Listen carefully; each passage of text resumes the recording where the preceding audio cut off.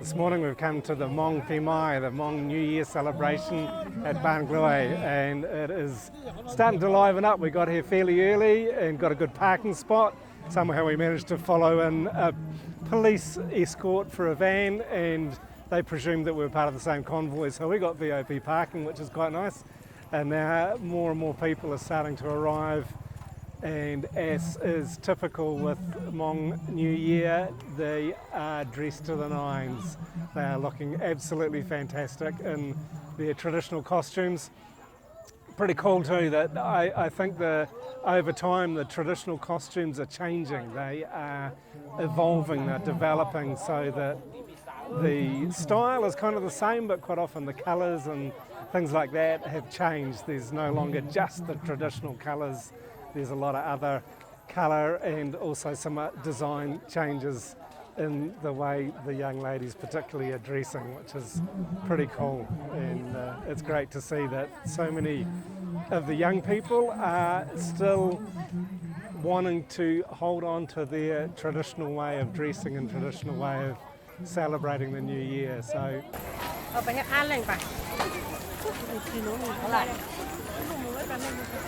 this is the village we're in, Handcrafted, banana village, and we're right up in the clouds today. It's overcast and sitting in the mist all day, which is quite unusual for this time of the year, and it's still pretty cold. I'm coming here to do some photography. I've got my D800 set and ready to go, and I expect it to be used a lot more today than I've had opportunity to for a long time. It's a great thing to be able to come to a festival like this, and I'm expecting to see a lot of really fun activity based on the few times that I've been to Mong in the past.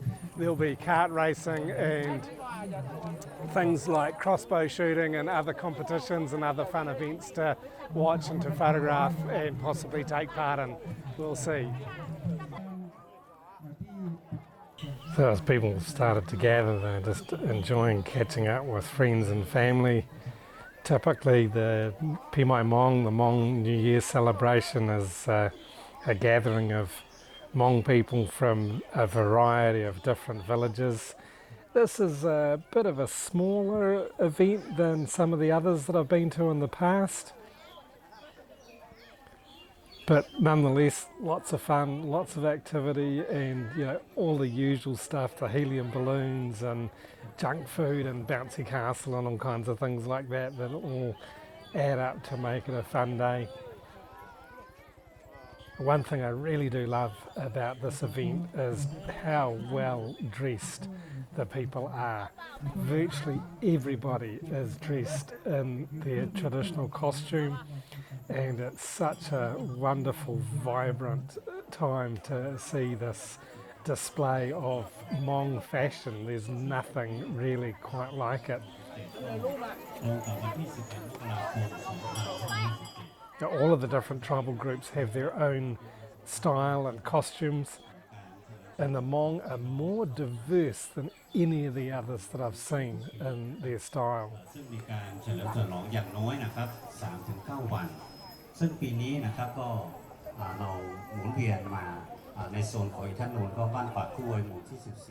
So just walking around just at the beginning of the day here, and there's some official kind of activity happening with, I think, people from different villages lined up and having some important speeches from the stage, but I'm not understanding much of it at all.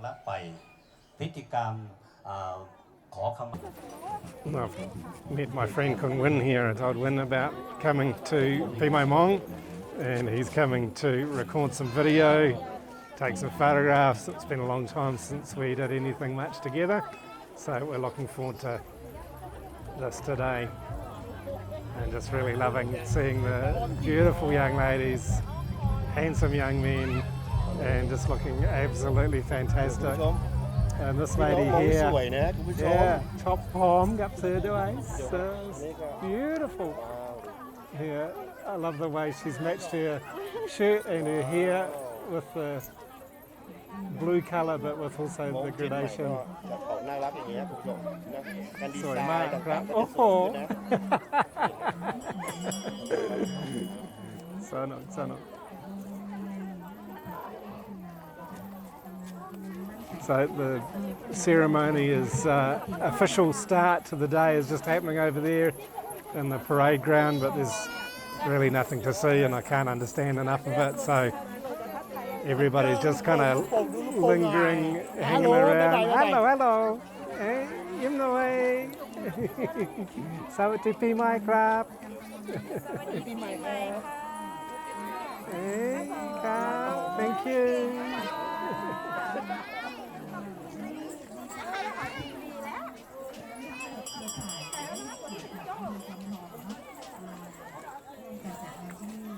Once the speeches are done with, I think we'll begin to see a bit more activity and a bit more fun starting to happen. I'm not sure exactly what's on the agenda for today. It always changes a bit depending on the location, depending on how many people there are.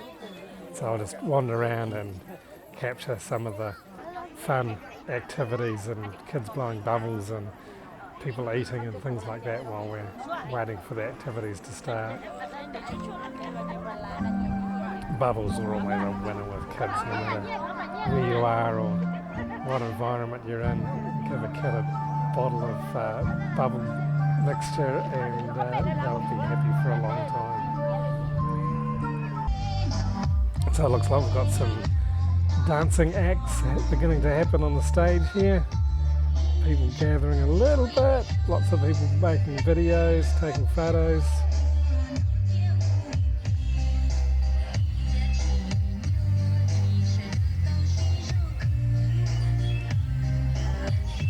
I think the first time I came to a Hmong New Year festival was, wow, probably a dozen years or so ago, and there's one big difference that's changed since then. Back then nobody had a smartphone.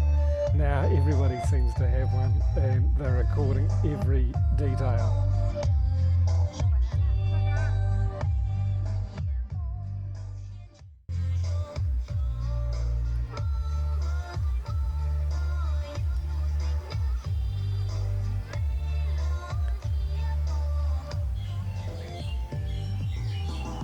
And these ladies have been practicing their dancing and they've got their costumes all coordinated and having a great time. I'm sure they've spent hours preparing for this.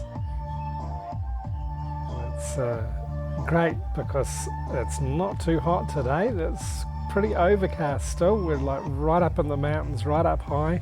Not sure what altitude we're at, but it's got to be over 1,000 meters because there's pine trees growing around and they generally don't grow at a lower altitude than 1,000 meters above sea level, and so it's pretty cool, pretty much like I said, right up in the cloud, and the weather's cool. It's a bit of a cool breeze, so feeling a little bit chilly, but very, very pleasant, much more pleasant than if it was a bright sunny day, that's for sure. So this lady's got the selfie stick happening here and recording what's going on the stage with it. Always quite fascinated with the contrast between the new technology and the traditional costumes and environment.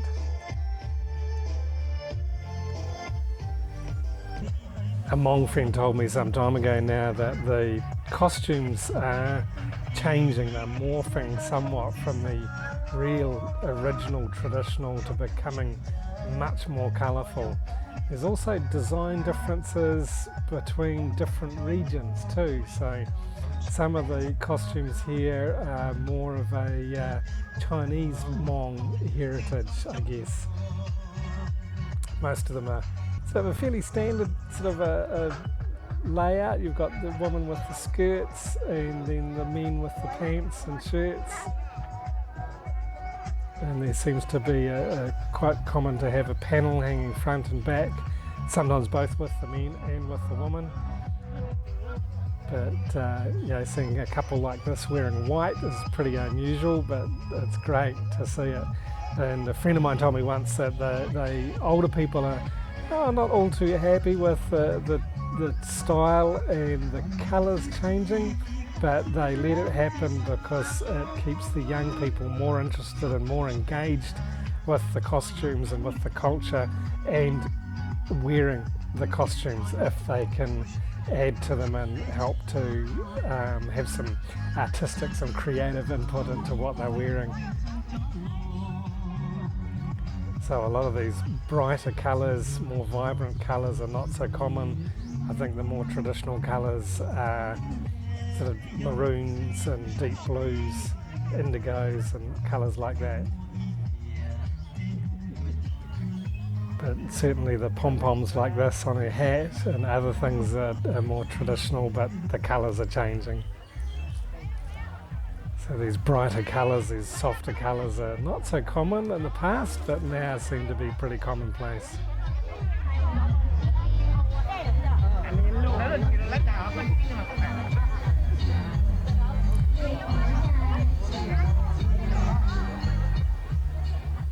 And this is a game that you always see at every single Hmong New Year that I've been to.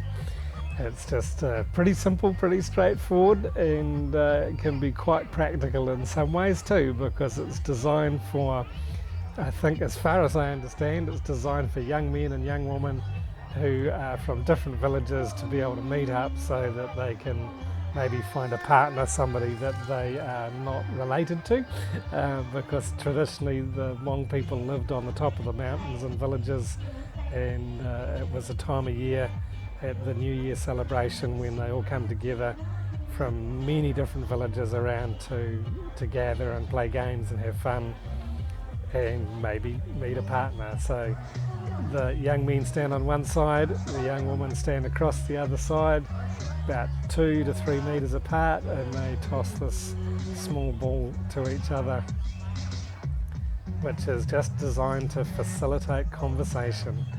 And you'll notice that they're all dressed up and looking fantastic, and this is another reason for that, is because a lot of the young people especially are traditionally anyway looking to meet somebody that they haven't met, that they aren't related to, and that they might find a husband or a wife potentially at the New Year festival.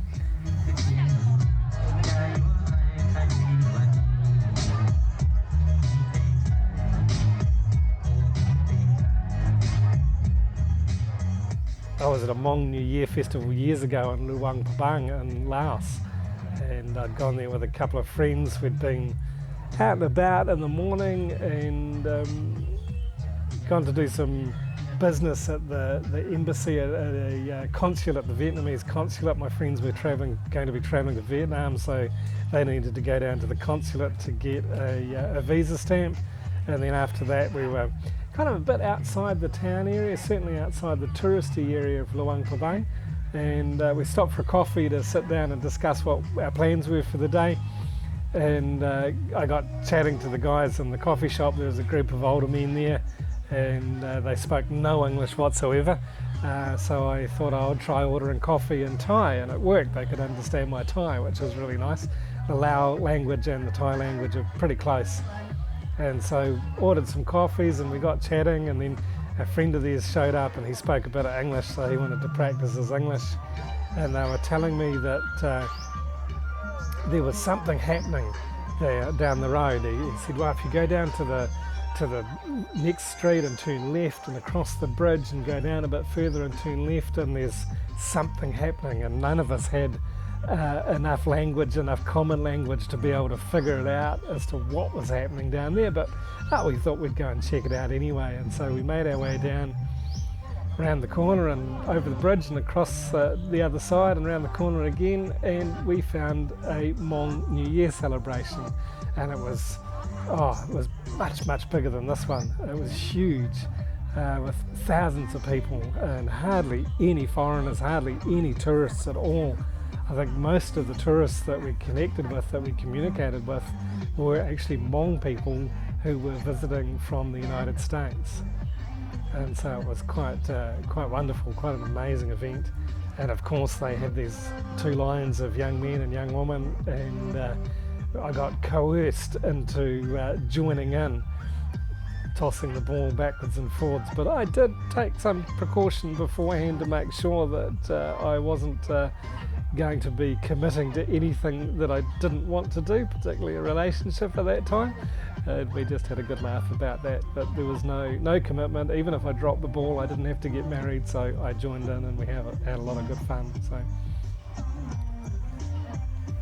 but it's just, quite a cool time just to be able to wander around. They're concentrating on what they're doing, they're focused on what they're doing, and I'm just enjoying seeing the costumes and the individuality, and particularly the jewellery that they're wearing. These pieces are just fantastic. They're so beautifully crafted, and it must be hours and hours of work to go into some of these pieces of jewellery, and then the costumes themselves, I know, is a massive task to produce them by hand. I think a lot of these ones are now made by machines, but we've actually seen many times people working up at the Bantongawang village that we used to go to with our photo workshops. There'd be people making the batik skirts and pleating the skirts. It's all done by hand, and to make one traditional skirt using the traditional methods and doing it all by hand, all hand stitching, all hand done with the batik and everything, takes somebody about a year to make one skirt. So you imagine that they are extremely valuable and extremely precious with that amount of work being put into them. But it seems to be in this modern age that most of them are machine made, but still absolutely gorgeous. A lot of work going into every single costume, and as I said, a lot of individuality being expressed too, and the combinations of how they wear the costumes and the style that they have and the different jewellery. So there's quite a few different head coverings and hats. A lot of the hats don't actually have a top on them, I've realised. They're just a band that is fixed around the person's head, but there's no actual top. There's a scarf hanging over some of them, but a lot of them there's just a big open hole in the top of the hat. So, but I love it, the mixture of pom-poms and silver jewellery and the sound that the jewellery makes when the people walking or when they're throwing the ball backwards and forwards is all good fun.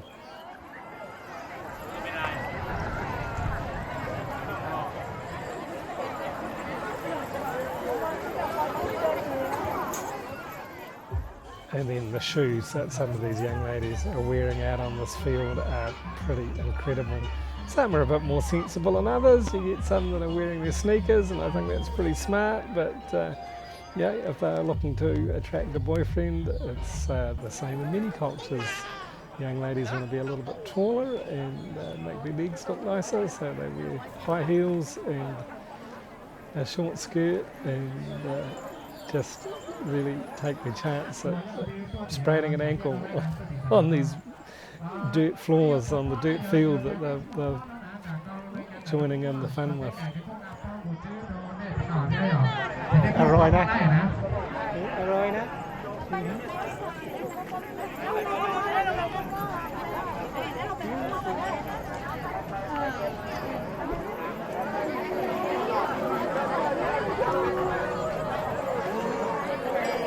Người Tết mình vui nhiều không? Như là gạo quên rồi nè.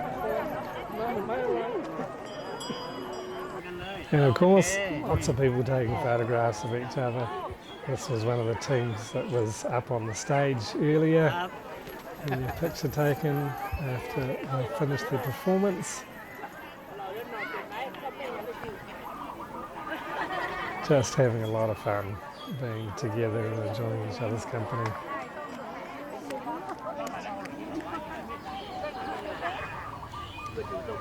All kinds of food for sale, sweet drinks and different things. This little girl in the foreground here was standing there trying hard to get noticed, and she was just too short, the lady couldn't see her, I think. And so she just decided that she was going to get her water and walk around the edge of the counter and get the lady's attention so she could pay for it. Some lukchin and some sausages and different sauces, different options for that there. And this is all the sort of standard type of food that's available at any market in northern Thailand. More photo opportunities with the balloons behind them.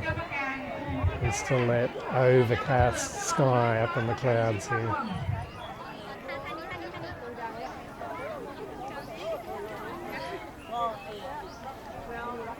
It was a great time for photographers. There was a few keen photographers there with some nice camera gear that were busy taking portraits. And for a walk up into the play area, up to where the kids were doing some different activities and painting these little plaster of Paris molds that seemed to be a fairly popular activity. Some mums sitting down with the kids, and then some of the kids just doing it by themselves, and yeah, taking great care painting these little figures and having a good time with their buddies doing this. And good attention to it. But hey, looking at the way the Hmong people dressed, it's not surprising that they're into the visual arts, because they just know how to put a costume together, that's for sure. And so these kids were, I guess, learning young to do some visual creative artwork. It's lovely to see.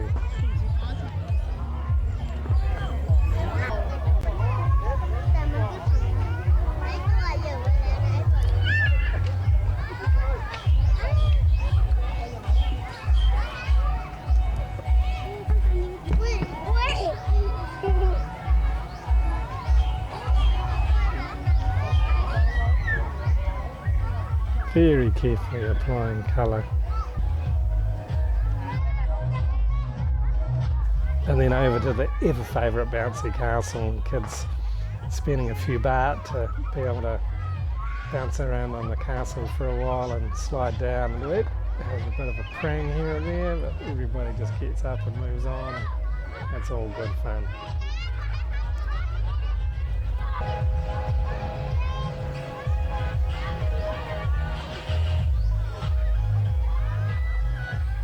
Okay, time's up, it's time to get off. Come on, everyone with a blue armband. Time's up, come on.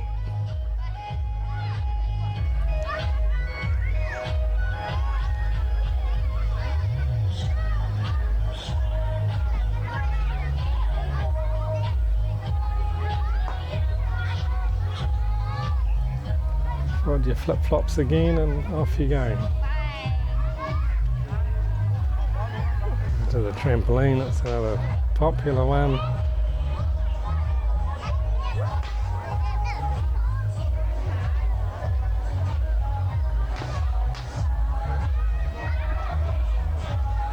And there's always young men and women that want to shoot something, so you got these air guns and the typical lineup of a fairground.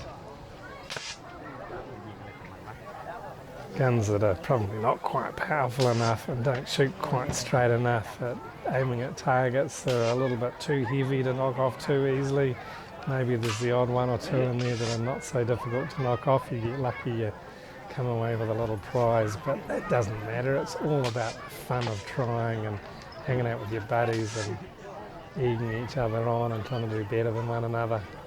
This young lady was having a great time with it.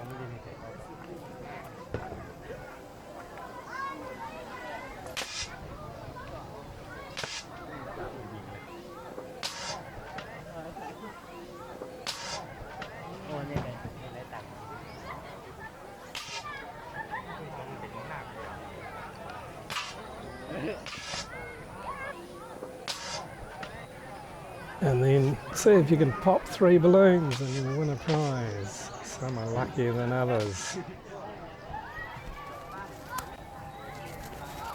And not this time. Okay. 2 down is not good enough. You need to hit 3 to win a prize.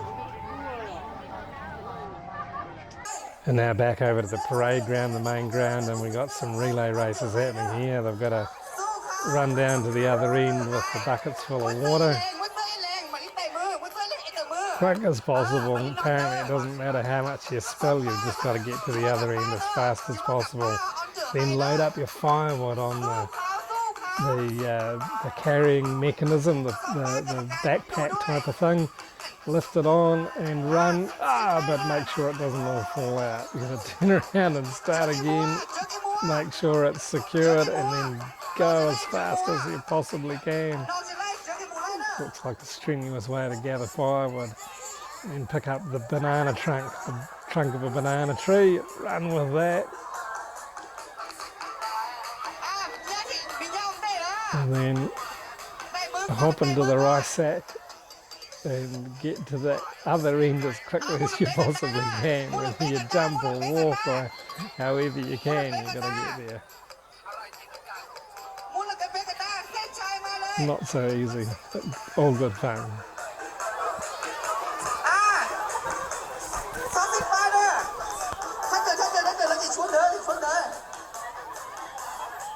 And then for the last leg, you've got to get all your team together, get a balloon under each arm, link arms, and get back down to the other end as fast as you can.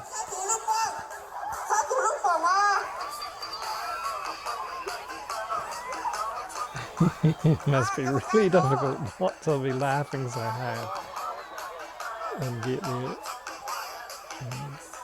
And keep going, straggling along. Come on, you can do it.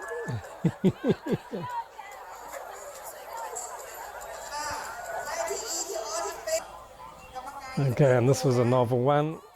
I've got newspapers that are folded and taped together into a loop. And then they're standing on the newspaper and then holding it up in front of them and over the top. And this is another relay race that they're going to have to walk together in unison to get down to the other end without breaking the newspaper, without splitting that loop. Here we go. It's a slow process. I think the people at the very front and at the very end have got the hardest job. Everyone else in the middle has just got to step carefully and step carefully.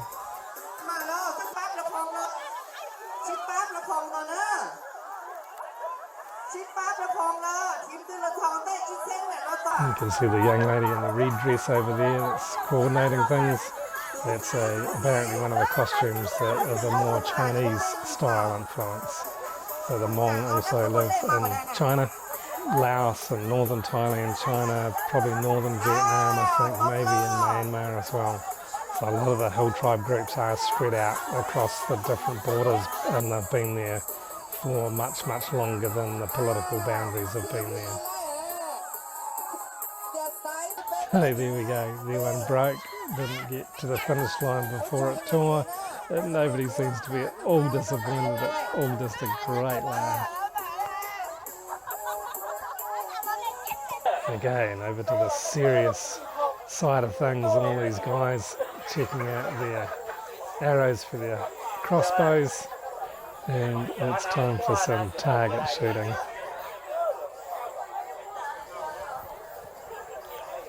It's all very much more serious than the women's activity.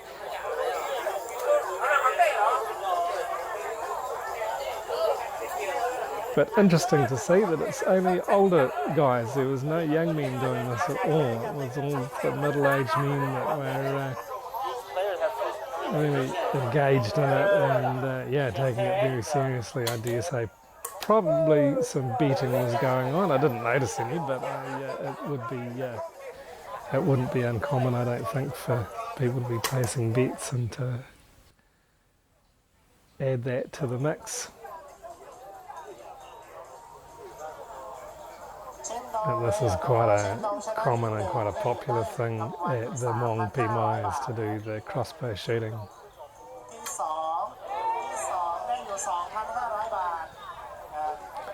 And then the last thing on the entertainment was the top spinning, and this is fantastic to watch. It's so skillful that they set the tops up, one team sets theirs spinning, and then the other team comes along with theirs and launches them to try and knock them out, and whichever one spins the longest is the winner. But this was just, it looked like they were just practicing. They didn't really get into any of the real competition before I had to leave. But other festivals that I've been to, this is the competition that is the most vibrant, and it goes all day, and it's sort of a knockout competition. Teams from different villages come to do their best to launch their tops to get them spinning like this. So they'll get a bunch of them going, and then the other team will come along and launch theirs and try and knock them out. So this guy's lining up, he's going to launch his in at these ones, and bam, off they go, and trying to knock the ones that are there out of the ground.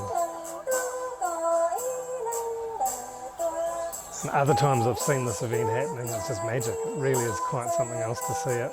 In particular at the end of the day when everything else is finished, I've seen whole parade grounds surrounded by hundreds of people chanting and cheering for their team, for their guys to win this event. And it certainly is quite a spectacular event, quite an amazing event. Very, very simple, very basic. I'm sure it's really ancient, but a huge amount of skill to be able to get your top spinning, and to then, if you're on the other team, to try and knock the tops that are spinning out of the area.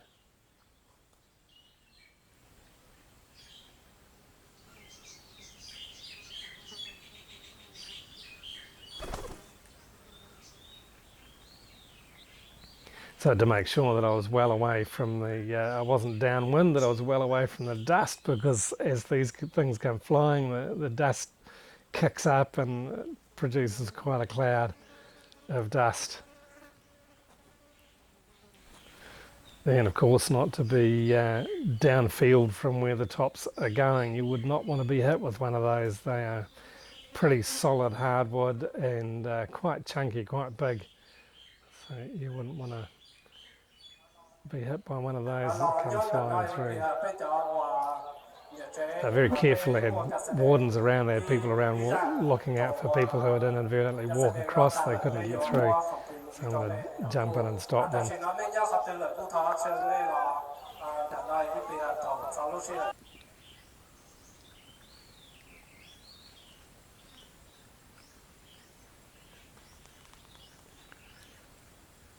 But that was it. That was Pimai Mong for Ban Glue for 2024. It was a fabulous day. A little bit more low-key than I'd anticipated, and unfortunately there was no kart racing. That's my other favourite thing to photograph and to make video of at the Hmong New Year celebrations, but for some reason this year they weren't doing it at this village. Sometimes I'll do it as a time trial thing, sometimes I'll get two carts going down the street at the same time, and it can make for some pretty fun sport and pretty spectacular photography.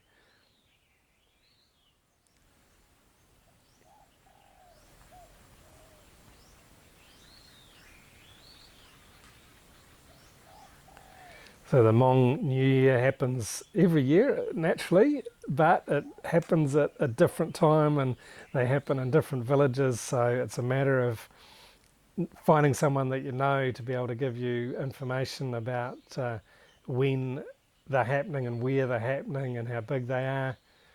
Like I said, this one was a little bit smaller, a little bit more low-key than some of them. I did meet a guy, I was chatting to a man during the day, and he was telling me there's another one in next week, but unfortunately I'm too busy.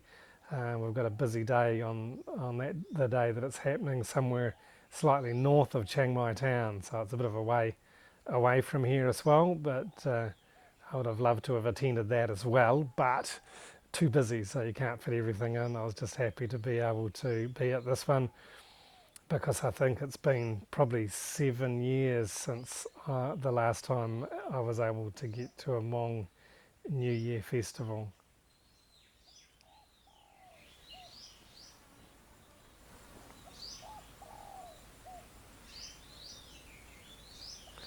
So I hope you've enjoyed this video, something a little bit of a cultural experience that happens in northern Thailand and in other countries where you find Hmong people. So if you ever get the opportunity to go to a Hmong New Year, I recommend them highly. It's always a lovely time. People are always super friendly, and there's tons to see and enjoy and join in with as well. Thanks for watching.